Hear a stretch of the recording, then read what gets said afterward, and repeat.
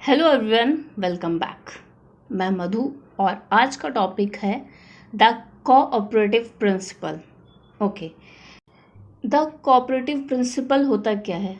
Social science में generally और linguistics में specifically the cooperative principal describe करता है कि लोग कैसे अचीव करते हैं effective conversational communication common social situation में। लिसनर्स और स्पीकर्स प्रॉपरली आपस में बात कर पाते हैं ऐसे ही, और एक दूसरे की बात को समझ पाते हैं। कैसे समझ पाते हैं? हम लोग क्या आपस में बात करते हैं, बोलने वाला क्या बोलता है, सुनने वाला क्या समझता है, ये सब चीज़ें द कोऑपरेटिव प्रिंसिपल में हैं। इसको इंट्रोड्यूस किया था पाउल ग्राइस ने। कोऑपरेटिव प्रिंसिपल को 4 मैक्सिम्स ऑफ कन्वर्सेशन में डिवाइड किया गया है। मतलब काइंड ऑफ रूल बता दिए गए हैं कि ऐसे 4 रूल रहेंगे कोऑपरेटिव प्रिंसिपल के, जिसे ग्राइसियन मैक्सिम्स कहते हैं। फर्स्ट जो मैक्सिम है वो मैक्सिम ऑफ क्वालिटी है। इसकी डेफिनेशन कुछ ऐसी है: where one tries to be truthful and does not give information that is false और that is not supported by evidence. हमें वही बोलना चाहिए जो हमें लगता है कि वो सही है। ऐसी बातें मत बोलो जिसको तुम सपोर्ट ना कर सको, उसके लिए तुम्हारे पास एविडेंस ना हो उस बात को सपोर्ट करने के लिए। मैक्सिमम ऑफ क्वालिटी का एग्जांपल, सपोज मुझसे कोई किसी बुक के बारे में पूछता है, तो मुझे उस बुक के बारे में जितना पता है मैं सिर्फ उतना ही बताऊँ। जितना सही है, जितना करेक्ट है चीज़ें, सिर्फ उतनी ही बताऊँगी। ये नहीं कि अपने मन से मैं कुछ भी बताने लगूँ।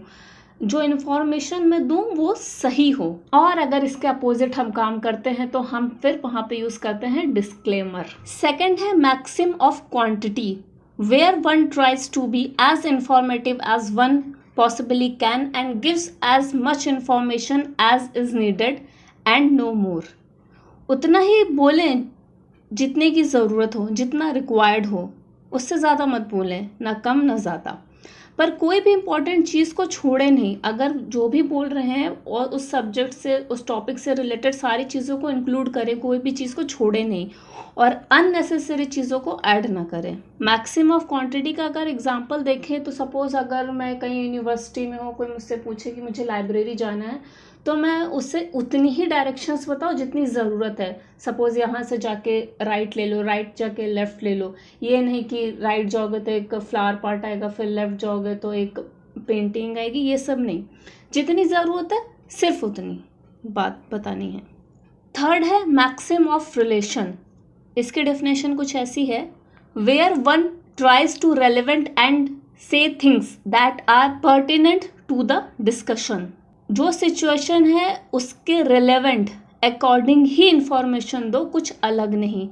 अगर तुमसे पूछा जाए कि लाइब्रेरी जाने का रास्ता किधर है, तो उसे वॉशरूम जाने का रास्ता मत बताओ, जो रेलेवेंट है वही बताओ। फिर है मैक्सिम ऑफ मैनर। इसकी डेफिनेशन कुछ ऐसी है: when one tries to be as clear, as brief and as orderly as one can in what one says and where one avoids obscurity and ambiguity। ऐसी लैंग्वेज स्पीकर को use करनी चाहिए जो listener के समझ में आए। ऐसे वर्ड्स को यूज़ नहीं करना चाहिए जो सुनने वाला समझ ही ना पाए। ब्रीफ में बोलो और ऑर्डरली मतलब जितना क्रम से बोल सकते हो उतना क्रम से बोलो। अभी सपोज कोई इंग्लिश लैंग्वेज में किसी ने बहुत कम पढ़ाई की है और उसको मैं शेक्सपियर की भाषा में बात करने लगूँ, दाऊ दी यूज़ करने लगूँ, तो उसको कहाँ से समझ में आएगी ये बात? तो जिसको स्पीकर वही बोले जो लिसनर आराम से समझ सके और ऑर्डरली बोले। ओके, तो ये वीडियो मैं यहीं पे कंप्लीट करती हूँ। जैसा भी लगा है कमेंट करके बताओ, अच्छा लगा है तो लाइक करो। Thanks for watching, see you next time, bye bye. और जिसने भी चैनल अभी तक सब्सक्राइब नहीं किया है वो चैनल सब्सक्राइब करो।